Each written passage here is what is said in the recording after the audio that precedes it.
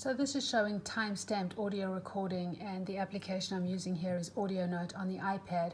This is the way this works. The student first of all writes down keywords for the story and then records the story and draws the line as they are talking about each part of the story, and then the red can be teacher feedback. So this is just an example of an activity I did with the student. So I'll show you how this works. We'll have the playback here, and as the student or the teacher hits playback up at the top here, you can then touch any one of these lines and have playback at certain places. So listen to this here. An eagle fishing, and he caught a fish. There were 5 of them. And after we saw the waterfall, and there was some icicles, and it was solid rock. So I'm going to pause that there. It shows you that as the student is talking and recording, there are multiple playback areas that you can click on.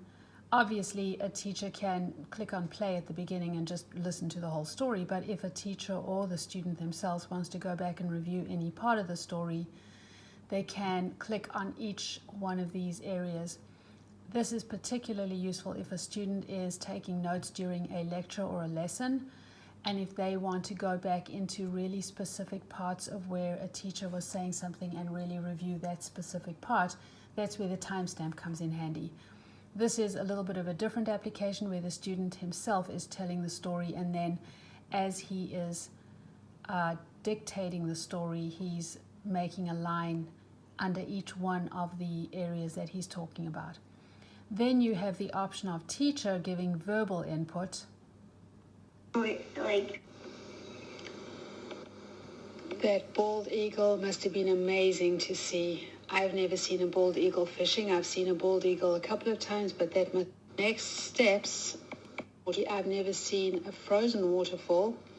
So that must have also been a great thing to see. It sounds like you had a wonderful time at Starved Rock. So here are some of your next steps.